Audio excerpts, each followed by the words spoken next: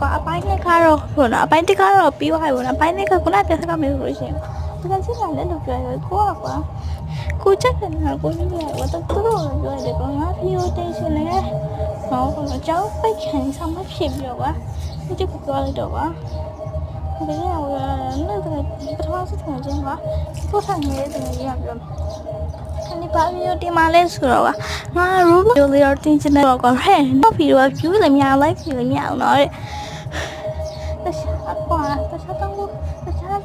အဲ့ဒီကွာခိန်းတော့ဟုတ်တယ်နဲ့အဲ့ရောဘာကိန်းလဲပြောလို့ရှိရင်ကွာအဲ့ပါဖူးတော့ကွာဒီကပုတ်ကားတော့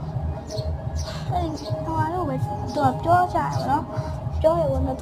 သူကပုတ်ကားရဲ့ပတ်သူရဲ့အဲ့ဟောနော် Sakura School ရဲ့ဗီဒီယိုကြရတယ်လေရတယ်ကထိုင်းမှာကိုပြောရှင်တာကွာ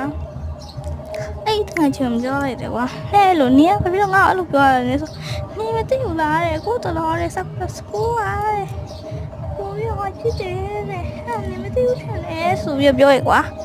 ကိုလည်းပြောတယ်ဟဲ့မဟုတ်ပါဘူးဟဲ့လို့ငါ Sakura School ဖီကိုလည်းတင်ပါမှာဆိုဟဲ့နေ Sakura School သိလို့လားဆိုပြီးတော့မသိလို့ရှင်ကဲ့ရတယ်လို့ပြောရကွာအဲ့လိုကျတော့ကွာဒီတော့ကိုစားအသက်ကြီးရဲ့တကယ်ကြီးတဲ့ကပြောတယ်အဲ့မှာမင်းလေးအပြင်မှာပြောရနော်ဟဲ့သူကတက်လန်းသူလောက်ပါဘောဆိုတော့ကွာကြောင်းလေးအိတ်တော့ဟောကိုတက်လန်းကိုလောက်မှာဘောဆိုတာကွာ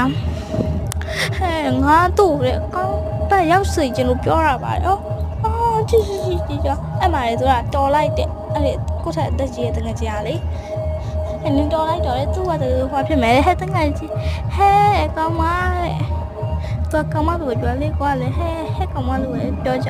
ဆိုတော့ဟဲ့ကောင်းမရဲ့ဟဲ့နေဝတနာပါချလာနင်ပတ်တနေလို့တဲ့တော်တော်မို့ယူကျူကတော်မာနေမှာအကောက်ခဏလိုက်တဲ့တစ်ခေါက်ပန်းခံရတော့တစ်ခေါက်နဲ့လုံးတစ်ခေါက်ကကွာနေလုံးဝမသုံးချင်တော့ဆိုလို့ရှိရင်တဲ့လုံးဝမသုံးချင်တော့ဆိုလို့ရှိရင်တဲ့ဟိုပဲယူမှတော့တင်နေရတယ်တဲ့ရတယ်ငါ့ကိုကြောက်ပြီးလို့ရှိရင်သူ့ကိုပြန်ပြဆိုပြီးတော့လေဟဲ့ဟာတော့အဲ့လိုပြောတော့ကွာကိုကလေ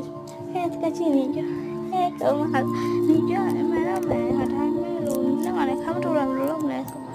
ဟဲ့ရဘာဖြစ်ဘူးငါတို့မှာဘလော့မှာတကယ်ချင်းနေပဲစာဦးတဲ့ငါတို့ဘလော့မှာတကယ်ချင်းနေပဲစာဦးငါတို့ဒီတိုင်းမှာလုပ်ကြမယ်ဆိုပြီးတော့ပြောရဲကွာပိုင်းလေးကလောက်ပါပဲအပိုင်း3ကလောက်လုပ်မယ်လို့တော့တိတ်မထင်ဘူးနော်အဲကြောင့်အပိုင်း4တော့